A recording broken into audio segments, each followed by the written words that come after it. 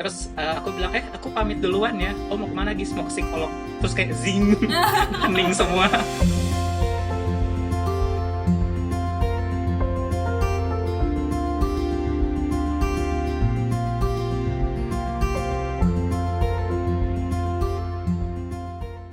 Halo teman-teman semua, aku Gabriela Fernandez. Kali ini pengen ngobrol sama kalian, tapi hari ini aku gak akan ngobrol sendiri. Di sesi talk kali ini aku ngajak satu orang sahabatku, satu orang teman dekatku bernama Regis Dalmakni. Bener gak tuh aku nyebutnya? Bener ya? Halo. Halo, say hi Gis. Oke. Halo semua. Salam Yeah. kenal, saya Regis Mahdi. Kita santai-santai aja ya. Jadi tuh Yap. Regis ini teman dekatku. Kita ketemu dari tahun berapa ya Gis ya? Apa ya? 2015. Cukup lama pokoknya. Teman Iya. saling eksplorasi, saling belajar meditasi juga, belajar mindfulness bareng dan berbagai pengalaman bersama lainnya. Nah, aku tuh pengen ngajak Regis tuh ngobrol tentang hal-hal yang sebenarnya aku juga pertanyakan gitu. Jadi mungkin hari ini kita bakal lebih diskusi dua arah aja, bukan aku menginterview Regis seperti interview formal gitu, tapi lebih ke kita ngobrol aja. Dan aku mau kenalin dulu nih, mungkin teman-teman di luar sana banyak yang ada yang belum tahu atau belum kenal Regis. Jadi aku bacain dikit ya profilnya Regis. Oke, jadi Regis itu adalah co-founder dari Pijar Psikologi. Teman-teman bisa lihat di Instagram sama di websitenya. Itu adalah sebuah platform untuk mengedukasi masyarakat Indonesia tentang mental health dan juga menyediakan konsultasi psikologi gratis ya Gis ya. Ya. Oke, dan juga Regis ini sekarang tuh sedang mengajar di Ubaya gitu. Jadi ini Pak dosen ini. Dan kemudian Regis juga seorang penulis buku. Aku suka banget bukunya, aku juga beli satu. Loving the Wounded Soul. Itu cerita tentang bagaimana sih Regis sebagai seorang penyintas depresi itu memeluk luka-luka di dalam dirinya dan kemudian menjadi pribadi yang lebih bahagia seperti itu. Mungkin Regis juga mau cerita sedikit tentang diri Regis dan mungkin pengalaman Regis. Apa ya, udah komplit sih Gap. Ada 3 profesi yang sudah disebutkan ya kan, penulis, dosen, dan juga ngurusin pijar. Udah memang itu aja sih sibukannya. Sama lagi sibuk nonton drama Korea dan anime aja. Sama. Jadi tuh Regis itu juga dia lulusan dari University of Glasgow ya di UK. Iya, Global Mental Health. Global Mental Health gitu. Jadi sebenarnya apa sih yang dipelajari di Global Mental Health, Gis? Oke, sebenarnya yang dipelajari di Global Mental Health itu tentang bagaimana mengaplikasikan atau menerapkan kebijakan kesehatan mental secara general untuk negara-negara yang belum oke gitu, negara-negara ketiga, negara-negara berkembang. Jadi ya overall cocok buat Indonesia sih. Cuma saya sendiri waktu studi nggak gitu fokus belajar, karena waktu studi malah lagi mengalami depresi, jadi lebih banyak fokus ke berobat dan healing. Jadi fokusnya ke healing. Tapi itu Iya. menarik sih, Gis, menurutku ketika kita ngalamin langsung. Ini karena aku juga ngalamin ya. Jadi kayak ketika kita ngalamin langsung dan kita juga mempelajari itu, jadi kayak ada sudut pandang yang beda gitu kan. Sudut Iya. pandang kita belajar psikologi sama sudut pandang kita ngalamin gitu, ada experience-nya. Iya. Jadi Dan aku kebetulan ngalaminnya di UK kan, jadi dapat tahu experience fasilitasnya di sana seperti apa kayak gitu. Jadi bisa ngebandingin juga sama yang di Indonesia. Oke, itu nanti juga bakal kita obrolin. Aku tuh pengen nanya sih sebenarnya ke Regis. Jadi kan kita hari ini tuh bakal ngobrol tentang tren di dunia kesehatan mental nih. Dan sejauh apa sih dunia itu perlu tahu tentang kesehatan mental, entah itu milik kita sendiri atau mungkin teman-teman kita atau mungkin secara umum gitu. Nah, jadi tuh aku pengen nanya ke Regis nih tentang tren mental health di global deh misalnya nih, kan Regis belajar tentang global dulu nih. Gimana sih sebenarnya trennya beberapa tahun terakhir? Oke, kalau dari sisi tren sebenarnya sih sekarang udah naik drastis luar biasa ya dari sisi awareness buat anak-anak muda terutama. Karena kalau aku trace back dulu waktu bikin pijar psikologi itu memang belum ada sama sekali. Ya mungkin ada tapi nggak ketahuan sama sekali gitu ya kalau kayak di Indonesia gerakan-gerakan yang fokus ke kesehatan mental. Begitu juga di Asia secara general. Tapi kalau kayak di negara-negara maju kayak di Inggris, di Amerika emang kampanye udah lebih awal gitu kan. Cuman kalau yang aku perhatikan sih momentumnya tuh tahun 2017 yang bikin anak-anak muda lebih aware dengan kesehatan mental. Jadi waktu Chester Bennington, vokalisnya Linkin Park, commit suicide, itu jadi pukulan telak buat banyak orang gitu kan. Laki-laki, vokalis band terkenal yang kayaknya sehat-sehat aja tiba-tiba hilang gitu kan, commit suicide. Itu jadi tamparan keras buat berbagai dunia gitu kan, dunia industri, dunia kesehatan dan kesehatan mental, dan anak-anak muda juga karena kan fansnya banyak ya. Terus memang waktu itu banyak juga artis-artis lain yang commit suicide dan juga artis-artis lain yang come out. Jadi ada bantuan ada jasa dari artis-artis juga gitu, selebritas atau public figure yang come out juga, dan akhirnya anak-anak muda kayak seusia kita ya, di atas kita gitu lah, 5 tahun ke atas, 5 tahun ke bawah gitu kan, antara usia 18 sampai 30 itu mulai aktif menyuarakan isu kesehatan mental. Dan trennya selalu naik gitu ya di Indonesia ataupun di ASEAN, makin banyak organisasi muncul tentang kesehatan mental, ngebahas macam-macam gitu yang sifatnya edukatif dan informatif gitu. Dan sekarang juga konsultasi online, karena pandemi juga, sisi yang lainnya ya, maksudnya dari sisi negatifnya banyak tapi juga sisi positifnya, konseling online juga menjamur, jadi makin banyak orang yang bisa akses dan aware dengan kesehatan mental. Jadi drastis banget sih dari sisi awareness kalau sekarang. Oke, itu kan berarti tadi Regi sudah nyebutin juga tentang mental health, apa namanya, trennya itu di Indonesia juga ya. Jadi perbedaannya sebenarnya jauh banget nggak sih antara kesadaran tentang mental health di Indonesia sama di luar negeri saat ini tuh masih jauh banget atau udah mulai mendekati gitu? Oke. Tergantung kita konteks kesehatan mentalnya seluas apa nih kayak gitu. Kalau dari sisi knowledge tentang common mental disorder kayak depresi, anxiety, bisa dibilang sekarang anak-anak muda Indonesia yang aktif di sosial media kayaknya udah mulai aware lah, udah mulai tahu gitu. Tapi mungkin kalau dibandingkan di luar negeri yang kayak di negara-negara maju seperti di UK, di US kayak gitu, atau di Australia, pasti berbeda ya, karena mereka mulai dari awal dan mereka mungkin juga lebih terdidik, mereka lebih terbiasa dengan profesional kesehatan mental, jadi juga mereka lebih aware dan ada self seeking behavior-nya juga, help seeking behavior. Kalau kayak di kita mungkin udah aware tapi belum banyak yang mencari pertolongan, baru kayak oh iya ada kesehatan mental kayak gitu. Dan stigma yang masih melekat juga, tapi ya pelan-pelan kita mulai kikis juga sih. Jadi kalau dari sisi awareness kita catching up, tapi mungkin dari hal-hal yang lain ya kayak help seeking behavior, dari stigma itu mungkin masih banyak hal yang butuh kita kejar lagi kayak gitu. Tapi menarik sih guys, kayak tentang help seeking behavior-nya ini ya. Jadi memang di Instagram, di sosial media itu udah banyak banget akun-akun baru, banyak banget. Atau misalnya yang kayaknya Regis pernah nyebutin mental health influencer ya, sampai ada istilah itu ya. Kayak memang influencer yang khusus memfokuskan diri pada kesehatan mental, itu juga udah banyak yang memang menyuarakan itu. Baik itu di bidang psikologi maupun dia mungkin musisi mungkin, atau mungkin di bidang-bidang lain ya, di bidang kesehatan gitu. Well-being lah ya. Tapi memang mencari pertolongannya itu help seeking behavior. Help seeking behaviornya itu masih jarang gitu ya, dan masih jadi tabu sebenarnya. Kalau aku ngelihatnya sih kayak orang-orang udah mulai banyak tahu, tapi kalau untuk benar-benar datang ke psikolog itu tuh masih ragu, masih takut dicap jelek kayak gitu-gitu. Tapi Regis ada pengalaman juga nggak sih, pengalaman pribadi dari orang-orang di sekitar Regis ketika Regis cerita bahwa Regis tuh seeking help masih dianggap payah misalnya, atau aku tuh pernah soalnya dengar kata-kata itu, misalnya kamu kan belajar psikologi tapi kok kamu malah ke psikolog gitu loh. Kayak masih ada stigma-stigma yang kata-katanya tuh negatif banget gitu. Regis ngalamin gak sih, boleh cerita gak? Oke, ngalamin sih, cuman karena aku nature-nya bodo amat, jadi ya bodo amat aja gitu. Bahkan waktu aku di Inggris pernah iseng gitu ya, maksudnya teman-teman lagi di kantin makan siang bareng-bareng. Terus aku bilang, aku pamit duluan ya. Oh, mau kemana Gis? Mau ke psikolog. terus kayak zing, hening semua, bingung mau ngerespon gitu kan, dan aku bodo amat, aku pergi aja.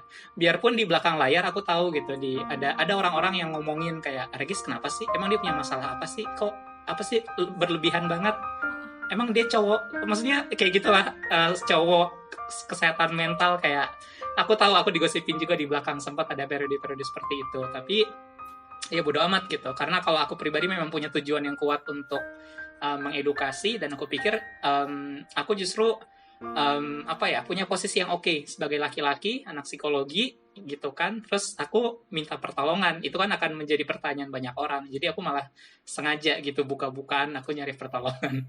Gitu sih. Oke, tapi itu menarik sih. Aku kan perempuan nih, maksudnya Regis dari sudut pandang laki-laki gitu, apakah memang mengalami stigma yang lebih kuat dari masyarakat bahwa laki-laki itu tidak boleh mencari pertolongan dan lain-lain gitu dibandingkan kalau perempuan? Mungkin ya, tapi aku nature-nya bodo amat, nggak mikirin. Maksudnya gosip-gosip mengaitkan antara Regis sebagai laki-laki dan kok dia kayak gitu. Iya, tapi kan Regis emang kayak terlalu lembut hatinya, adalah omongan-omongan kayak gitu, dan In a good way atau in a aku bad way gitu? Karena kan kadang orang bilang juga in a positive way gitu kadang.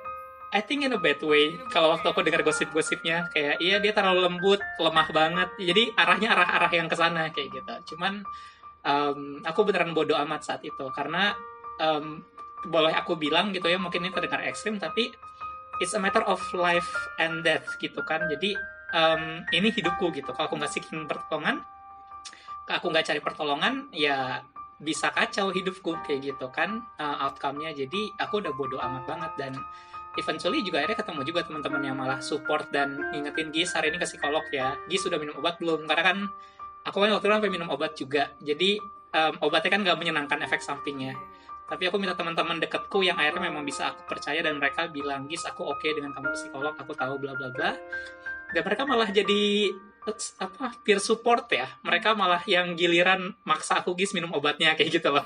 Jadi ya selalu ada dua sisi aja sih, ada yang ngomongin, ada yang malah jadi lebih aware dan malah mau ngebantu kita. I see. Oke, jadi memang kalau trennya di Indonesia itu masih sulit untuk tentang mencari bantuannya, dan menurut Regis ini nggak sih, kalau aku ya ngelihatnya ya, satu hal lain selain juga karena stigma negatif tentang mencari bantuan gitu, ada penghalang lain nih kalau aku lihat, kayak misalnya biaya itu buat di negara berkembang. Kalau Regis kan tadi nyebutin di Global Mental Health kan pelajarin tentang trennya di dunia, di negara berkembang ya. Nah di Indonesia ini kan juga ekonominya belum sebagus negara-negara yang maju gitu, dimana kita tuh juga untuk misalnya untuk hal-hal seperti ini tuh mungkin belum mau ngeluarin duit banyak, atau belum bisa ngeluarin duit banyak sebenarnya. Apalagi kita tahu biaya untuk berobat di dunia mental health ini juga mahal sekali gitu. Satu sesi psikologi aja bisa 300 ribuan ke atas ya. 300 sampai 700 ya? Beda-beda sih tarifnya. Beda-beda banget tarifnya. Iya. Dan itu tuh nggak semua orang bisa afford itu. Gimana sih pandangan Regis tentang itu? Iya, sepakat sih. Selain stigma, ada juga masalah-masalah kayak akses dan fasilitas kan. Psikolog dan psikiater masih terpusat di kota-kota besar aja, terutama. Even di kota-kota besar pun orang masih nggak tahu psikolognya yang mana ya. Ini buat psikolog buat anakku atau buat dewasa, buat aku. Kasusku cocok gak ya sama psikolog ini, kayak mereka beneran nggak tahu kan masyarakat. Kalau kayak di luar negeri, awareness mereka sudah sampai, oh misalkan aku depresi, aku butuh CBT. Oh aku misalkan borderline, aku butuhnya dialektikal terapi gitu kan, beda-beda gitu. Atau misalkan aku kayaknya lebih ke trauma masa lalu yang aku nggak tahu, aku butuh psikoanalisis. Mereka sudah sampai ada awareness di sana kayak gitu. Minimal CBT gitu udah term yang udah diketahui semua orang lah istilahnya. Freud itu juga term yang diketahui banyak orang, tapi kayak Freud itu tokoh psikologi ya buat audiens ya, psikoanalisis. Tapi kalau kayak di Indonesia kita beneran nggak paham di psikolog diapain ya, kayak gitu loh. Karena kalau di UK, US, di Australia gitu kan, kehadiran psikolog kan dari mereka sekolah udah ada ya. Jadi konseling gitu-gitu kayak ngobrol sama orang tua tuh hal yang biasa. Tapi kalau kayak di kita, mungkin kita cuma kenalnya guru BK. Itu pun lebih jadi satpam sekolah. Jadi kita nggak punya awareness ke psikolog ini bakal diapain. Iya, satuan sekolah kalau bikin kenakalan malah berbahaya itu. Nggak, jangan sampai masuk ke sana. Jadi, satu awareness-nya juga kurang. Terus, tadi kan ya akses dan fasilitas. Sebenarnya sih di Indonesia cukup oke ya, bahkan dibandingkan di negara-negara ASEAN, kita punya psikolog di puskesmas, baru di beberapa kota sih, kayak di Jakarta, di Surabaya, di Jogja, apalagi Jogja tuh pusatnya, dan itu sangat aksesibel, tapi paling cuma bisa 30 menit per sesi. Mentok, karena kliennya ada banyak banget. Terus BPJS mulai cover juga kesehatan mental, tapi again, nggak banyak yang tahu juga, dan gimana prosedurnya, terus rumah sakit yang ada psikiater di mana, itu masih membingungkan buat banyak orang. Jadi ya tadi ada masalah akses dan fasilitas plus ekonomi itu ngaruh banget juga. Karena memang puskesmas murah, tapi juga nggak semua orang kan, even orang mau cari kesehatan aja kan karena nggak mau ke puskesmas ya, ngantri dokternya kok kayaknya kurang oke gitu. Jadi mereka cari rumah sakit yang lebih oke atau klinik yang lebih oke. Jadi ya ada banyak banget sih problem yang menghalangi akhirnya, termasuk ekonomi dan fasilitas itu sendiri. Iya benar. Ini aku juga cerita dikit sih, waktu aku waktu itu pakai BPJS buat berobat ke psikiater. Nah, cuman memang ada obat-obat yang nggak ditanggung gitu tetepan, dan ujung-ujungnya tetap harus bayar cukup mahal sampai jutaan sih kemarin tuh sebenarnya, padahal aku cuma minum selama 2 bulan. Enggak nih, lebih 4 bulan kayaknya. Tapi itu juga udah memberatkan buatku, padahal sebenarnya keluargaku juga bukan keluarga yang kurang gitu kan. Nah, aku ngebayangin sih kalau jadi teman-teman di luar sana yang mungkin untuk hal-hal seperti ini juga belum punya budgetnya gitu, tapi kemudian sangat perlu sebenarnya. Itu tantangannya tuh super banget sih menurut aku. Gitu. Iya, banget. Apalagi yang butuh obatnya sampai terus-menerus ya, yang tahunan. Iya, dan kalau itu nggak ke cover, nggak tahu gimana gitu kan. Apalagi kan obat-obat di dunia mental health ini kan juga bukan obat yang sekali dua kali minum sembuh gitu kan guys ya. Iya. Modelnya itu lebih banyak yang memang beberapa bulan lalu dilihat lagi dulu gitu kan, nggak langsung dilihat cocok lagi juga. Mungkin nggak cocok, ganti obat lagi, dicoba lagi berapa bulan, efek sampingnya lagi gitu. Tapi pengalaman Regis kita boleh cerita dikit nggak sih tentang pengalaman Regis mengkonsumsi obat untuk entah itu namanya antidepresan, entah itu apa yang pernah Regis konsumsi, boleh cerita nggak? Yang ku konsumsi sih yang emang dari farmakologi itu ada 2. Satu antidepresan dulu 6 bulan dan konsisten setiap hari, plus 2 bulan itu percobaan untuk stop, jadi kayak cuma 2 hari sekali, 3 hari sekali kayak gitu. Jadi total 8 bulan minum obat antidepresan. Terus kalau sekarang sih ada obat anti cemas, tapi sesekali aja minumnya kalau emang lagi ada cemas yang hebat gitu. Cuman aku juga banyak menjaga pola makan, suplemen herbal gitu kan, kayak sebenarnya kan kayak jamu, kunyit. Itu kan buat ngurangin inflamasi ya. Inflamasi itu kan peradangan sel yang sebenarnya eventually akan ngaruh ke mental health kita juga. Jadi aku juga berusaha menjaga kesehatanku dengan exercise dan herbal kayak gitu. Karena karena kebetulan kan diagnosisku depresi, nggak butuh yang benar-benar terus-menerus gitu. Tiap penyakit kan beda ya. Kalau kayak penyakit-penyakit yang lebih berat, misalkan schizophrenia, mungkin akan terus-menerus. Jadi kalau aku sih obatnya itu yang aku konsumsi, antidepresan dan anti cemas. Yang satu 6 bulan, yang satu cuman ketika butuh. Dan beruntungnya waktu aku minum yang obat sampai 6 bulan itu fullnya, aku lagi di Inggris, jadi biayanya di cover sama pemerintah sana. Aku nggak tahu kalau aku bayar sendiri habis berapa, itu nggak tahu, Gaby. Apalagi di Inggris, obatnya lebih mahal lagi pasti. Apalagi di Inggris gitu. Jadi aku banyak keberuntungan juga sih, aku lagi di Inggris gitu kan. Dan even waktu di Indonesia, Gaby, kalau aku boleh cerita ya terkait akses dan biaya, aku mahasiswa psikologi. Aku masih nggak tahu ke psikolog yang mana ya, biro psikologi yang mana ya. Ini biro psikologi buat tes atau biro psikologi buat kesehatan mental? Karena kan biro psikologi kan banyak juga yang buat tes karyawan juga kan. Jadi completely I have no idea kemana. Akhirnya aku ke kakak angkatanku, ke senior. Terus dia rekomendasiin ke psikolog yang dia kenal. Itu pun aku minta, boleh gratis nggak ya? Aku lagi nggak punya duit sama sekali. Karena aku baru lulus mahasiswa gitu kan, nggak punya duit. Tapi aku udah kacau banget. Jadi dulu sampai aku ada momen itu juga, begging for help. Bahkan minta gratis, dan untungnya psikolognya baik luar biasa. Aku dikasih sesi gratis 5 kali, sampai 6 kali aku lupa. Gitu. Oke. Tapi lucunya ya, kita aja yang belajar psikologi dan kita di lingkungan psikologi, kita anak psikologi itu kita kesulitan loh, kita bingung nyarinya kemana. Gimana ya teman-teman yang nggak belajar psikologi dan nggak ada di dalam lingkungan psikologi gitu. Itu kan menggambarkan banyak hal ya tentang awareness di negeri ini gitu kan. Iya, benar banget. Jadi itu tantangan banget sih, memang masih panjang sih sebenarnya perjalanan. Panjang banget perjalanan Indonesia untuk kemudian lebih bisa aware terhadap mental health ini gitu. Dan aku tadi penasaran sih sebenarnya, kan ada teman-teman itu yang juga masih bingung antara psikiater dan psikolog gitu. Masih banyak banget yang bingung kan. Boleh nggak sih Regis cerita deh gimana sih perbedaannya gitu? Oke, kalau buat teman-teman sih psikolog itu background-nya dari psikologi, S1 S2-nya psikologi. Kalau psikiater S1-nya kedokteran, baru terus ngambil SPKJ atau spesialis kejiwaan. Nah, bedanya apa? Kalau ke psikolog itu kita lebih ke talk terapi, ngobrol. Jadi dicari pola pikir kita yang salah apa sih sampai kita kok berpikirnya negatif banget, atau dicari akar emosi negatif dari trauma-trauma masa lalu atau masa kecil mungkin yang mengganggu. Dan itu bisa kita lakukan ketika kita memang aware dan kita punya motivasi gitu kan untuk kita sembuh. Kalau ke psikiater biasanya kalau yang sudah sampai ke arah fisiknya juga udah ngeganggu banget dan beneran pikirannya udah nggak bisa kita kontrol. Misalkan kita sudah yang panic attack, yang cemas hebat, yang sampai kayak udah orang kena serangan jantung, udah nggak bisa ngapa-ngapain. Kalau diajak ngobrol doang mungkin agak sulit, jadi kadang-kadang butuh obat dulu di awal. Atau depresinya udah parah banget, udah yang nggak bisa mikir, kerjaan terbengkalai semuanya, udah beneran gak ada semangat apapun gitu ya, mungkin bisa ke psikiater. Jadi dibantu dengan obat supaya kita lebih ada motivasi untuk gerak, untuk mikir gitu kan. Karena kan kadang-kadang ketika mood kita lagi drop atau pikiran negatif kita banyak banget, itu overwhelming banget sampai kita nggak bisa ngapa-ngapain.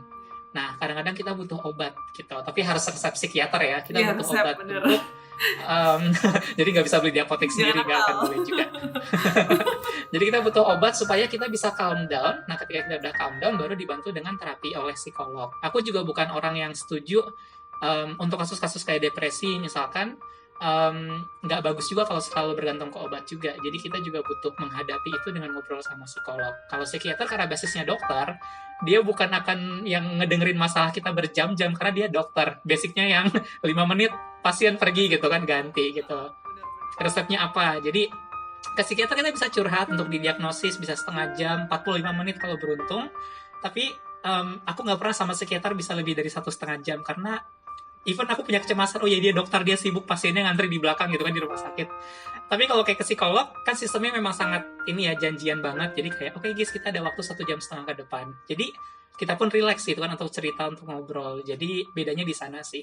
Kalau masih bisa mengendalikan pikiran, mengendalikan diri, ke psikolog. Kalau udah completely nggak bisa, udah badan juga udah terganggu, udah macam-macam, silakan ke psikiater. Dan lebih baik dua-duanya. Iya, aku juga ngalamin sih. Jadi ketika aku dapat resep obat, itu juga aku diminta untuk padukan dengan pergi ke psikolog juga gitu. Jadi memang dua-duanya bisa saling membantu kan, satu sama lain. Obatnya bisa membantu kita secara fisik dan langsung masuk ke saraf pusat kita juga gitu kan. Dan untuk dari terapinya itu tetap jalan. Jadi kalau posisiku kemarin sih ketika aku drop banget, itu kan kebantu obat nih. Jadi udah mulai naik dikit. Nah, udah mulai bisa ngedengerin kata-kata psikolognya gitu kan. Kalau masih di titik yang ini, aku dibilang apa aja tuh nggak akan mempan gitu. Jadi memang membantu. Mental semua ya? Langsung mental gitu. Nggak mungkin. Ini nggak akan jadi lebih baik. Pikiran-pikiran negatif muncul terus. Susah kan psikolognya untuk ngomong ke kita. Tapi ketika itu udah terbantu oleh obat, ya lebih bisa mendengarkan lah. Pada akhirnya bisa lebih work on ourselves. Lagi juga ngalamin gitu gak sih ketika dipaduin antara dua itu? Ketika dipaduin ngalamin sih, karena ketika udah beneran gak bisa ngapa-ngapain, dulu aku hampir drop out anyway di Inggris. Jadi udah beneran gak bisa konsen, gak bisa ngapa-ngapain. Jadi ketika udah minum obat, terus baru mulai ngerasa moodnya naik, bisa berpikir agak jernih, baru dia sambil konsultasi, sambil ngerjain tesisku juga. Jadi ya it helps sih dua-duanya. Aku penasaran sih, Gis. Waktu aku minum obat, aku tuh ngumpet. Jadi misalnya waktu aku pulang kampung nih, ini cerita dikit juga nih, waktu aku pulang kampung, itu waktu masa-masanya aku minum obat gitu. Nah, tapi kan yang namanya lingkungan sekitar itu kadang kan belum paham satu. Terus takutnya nih kalau 1-2 tahu gitu nanti bisa nyebar dan omongan itu bisa, kalau nggak paham kan bisa jadi yang lain-lain nih. Oh dia gila gitu. Atau oh dia tuh sakit parah apa gitu, nggak tahu kan kita. Jadi aku tuh masih belum berani untuk kemudian buka-bukaan gitu. Jadi ketika aku minum obat tuh benar-benar ngumpet. Ini mamaku juga bantuin ngumpet waktu itu, bener-bener. Waktu itu aku pulang kampung bareng mamaku. Untungnya mamaku udah support banget, walaupun emang di awal aku juga perlu jelaskan banyak karena ini hal baru ya. Dan mungkin borderline personality disorder itu juga nggak semua orang tahu. Aku sendiri juga baru mendalami ketika ternyata dapat diagnosa ini gitu. Nah, ketika aku pulang kampung sana sama mamaku, minum obat tuh bener-bener kan 3 kali sehari ya, itu cukup sering gitu. Dan kita selalu dikelilingi orang-orang gitu, jadi bener-bener ngumpet, minumnya pun diam-diam gitu, atau mungkin cari tempat yang agak agak sepi lah gitu, atau kemudian minum. Nah, Regis ngalamin itu juga nggak sih, atau Regis dengan nature Regis yang bodo amat itu ya udah minum aja gitu? Aku bodo amat. Jadi bahkan itu kan, aku minta teman-teman dekatku untuk ingetin ya, aku harus minum obat gitu. Dan even aku habis makan siang, aku minum obat, teman nanya, Gis, obat apa? Antidepresan, again, zing moment lagi gitu, kayak semuanya diem. Ya aku itu perlu sih, maksudnya tapi kan kesiapan masing-masing ya. Cuman aku sih, tadi aku nature-nya bodo amat, jadi aku nggak maksudnya bener-bener maksudnya perlu sikap bodo amatnya itu, karena kalau misalnya semakin kita tutup-tutupi kan semakin kita mendukung mendukung asumsi bahwa ini tuh bukan sesuatu yang normal, bukan sesuatu yang nggak apa-apa gitu. Jadi aku dukung banget sih Regis dengan sifat bodo amatnya itu. Aku perlu belajar sebenarnya. Iya, tapi sebenarnya ini sih Gap, aku sempat kepikiran kalau aku sempat kepikiran kan ya, aku ngaku antidepresan tuh aku ngaku ini aja ya, multivitamin gitu, vitamin tulang kayak vitamin E kayak biar kulitnya glowing gitu. Cuman kayak ya udah bodo amat.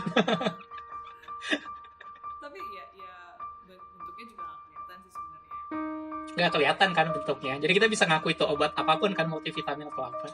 Cuman nanti jadi bahaya ketika orangnya saudara kita minta, mau glowing juga gitu. Apa namanya dicek? Wah beda. Apa namanya dicek, itu bahaya.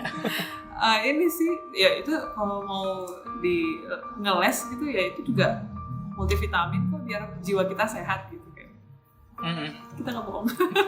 Tapi back again, jadi kayak emang harapannya sih kita nggak perlu bohong sebenarnya kan untuk minum obat itu. Harusnya kita nggak bohong untuk mencari bantuan, untuk datang ke psikolog. Kita juga harusnya nggak bohong. Kadang aku juga masih nggak seterbuka itu untuk bilang ke orang-orang, aku konsultasi psikolog nih. Misalnya aku ada janji jam berapa, terus tabrakan sama jadwal konsultasiku, aku bilangnya nggak akan.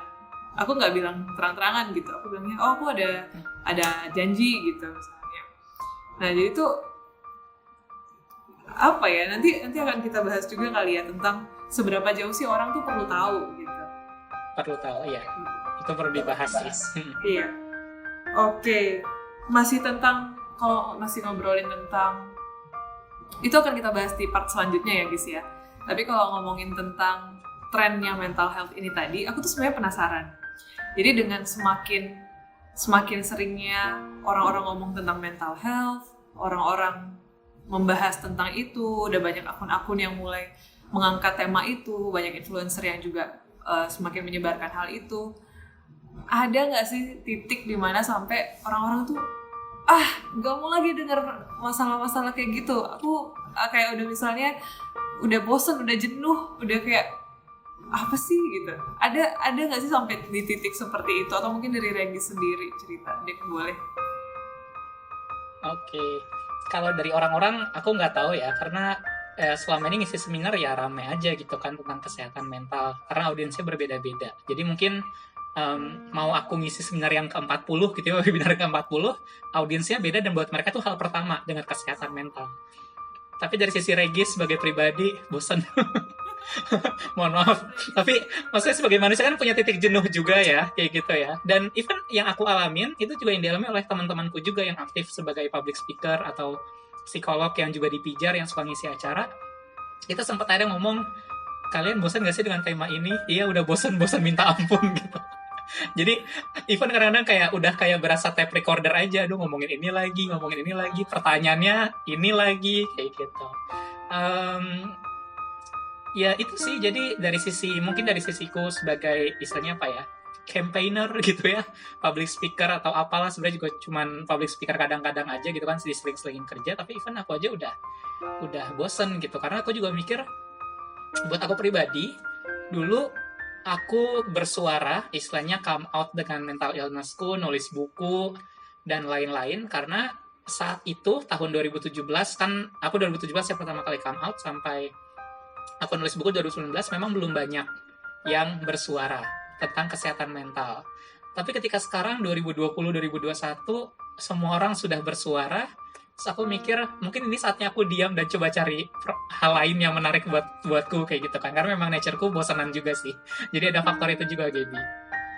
Gitu. Tapi yang ngebutuhin masih banyak banget. Karena even aku udah bosan, tapi aku selalu dapat excitement dari orang-orang yang datang gitu. Dan IG live tentang kesehatan mental pun masih banyak kan, webinar tentang kesehatan mental pun masih banyak.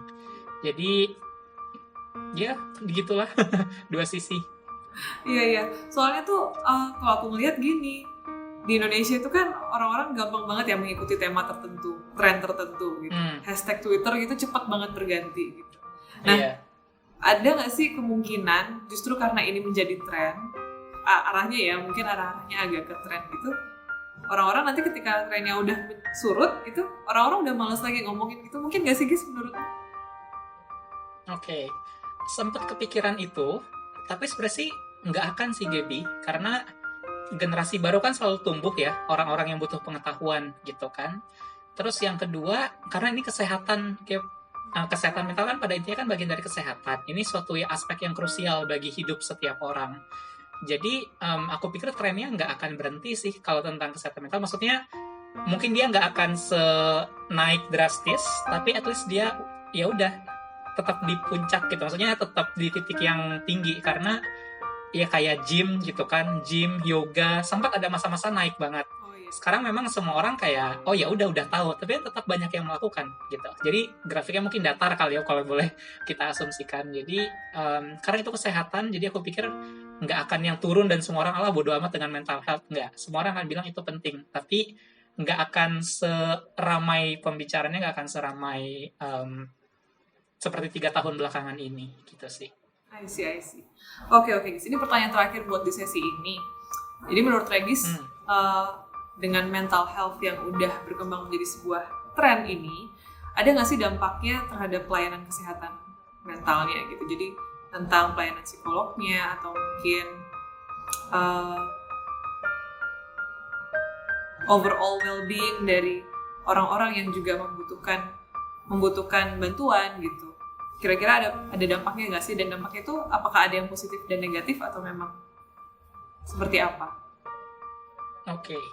Kalau ngomongin dampak ya, dengan sekarang kesadaran makin meningkat, aku nggak tahu secara statistik gitu ya, dari pengamatanku aja sih, yang pasti sih sekarang mulai menjamur gitu ya, online counseling, terus edukasi, terus juga mulai banyak orang saling rekomendasiin psikolog atau psikiater. Jadi at least buat orang-orang yang memang teredukasi dan aktif mencari informasi dan ingin sembuh, mereka sekarang lebih punya akses informasi dan mereka jadi tahu harus kesini kayak gitu kan. Cuman buat orang-orang yang memang ngerasa itu nggak penting dan lain-lain, ya udah nggak akan ada perubahan juga. Tapi buat orang-orang yang memang mereka butuh bantuan, ngerasa sudah lelah dengan kondisinya dan mereka memang aktif ingin mencari bantuan dan ingin sembuh, itu sekarang jauh lebih terbantu. Karena kan tinggal ketik hashtag di Twitter atau cari di Google gitu kan, layanan konseling Surabaya, Bandung, Yogyakarta, sekarang udah kebuka semuanya informasi. Jadi menguntungkan untuk orang-orang yang memang ingin sembuh dan ingin mencari bantuan. Tapi kalau dari sisi layanan psikologinya sendiri bagaimana, jujur aku belum mengamati banyak perubahan sih ya. Maksudnya mungkin beda-beda juga kali ya. Ini masalah kurikulum juga, Gap. Jadi ngomongin kurikulum pendidikan psikologi kan. Kalau yang membedakan konseling di Indonesia dan waktu aku di Inggris, terutama kalau dengan psikolog-psikolog yang senior ya, kalau kayak waktu di Inggris itu tersistem. Oke, setelah pertemuan pertama, aku dibilang kamu kayak butuh 4 pertemuan, atau kamu butuh 9 pertemuan. Tapi kalau kayak aku konseling di Indonesia, aku kan pindah-pindah biro gitu ya, biro psikologi, aku nggak dapat kejelasan itu. Jadi, aku nggak tahu ini aku berapa kali ya sembuhnya. Jadi, even aku mempertanyakan bagaimana dengan orang-orang yang completely have no idea ke psikolog harus berapa kali, mereka juga mungkin bingung ini harus kapan lagi ke psikolog, berapa kali, dan lain-lain. Mungkin mereka juga akan bingung, dan akhirnya juga ini sebenarnya layanannya ngapain sih kayak gitu. Karena aku menemukan juga teman-temanku yang udah ke psikolog terus bingung, psikolognya kok masih nganggap aku disuruh doa aja ya, disuruh itu masih ada terjadi. Psikolog-psikolog senior biasanya masih nyuruh, ya mungkin kurang ibadah, tapi dengan penyampaian yang kayak coba kamu sholat, coba kamu ke gereja lebih sering, dan akhirnya malah kayak, lah kok aku ke psikolog kayak ke ustadz, kayak ke pastor gak ada bedanya gitu. Tapi kalau ke psikolog yang muda, mungkin awareness-nya beda ya, karena mereka ikut mendengarkan kampanyenya juga bahwa oh ternyata orang tuh nggak pengen dinasehatin seperti itu, jadi ada kesadaran yang lebih berbeda. Tapi ya gitu, banyak banget gitu faktornya. Jadi kalau dibilang meningkatkan overall well-being, mungkin, dan mungkin tidak, nggak tahu. Masih banyak PR intinya kita. Harapannya ya, dan bahkan juga di tenaga kesehatannya, di psikolognya, psikiaternya juga sebenarnya ada tren tertentu yang mungkin juga masih misalnya kayak Regis bilang tadi, masih dianggap kurang iman gitu. Padahal sebenarnya kan yang terjadi sangat berbeda gitu ya. Ada yang memang dari fisiknya, dari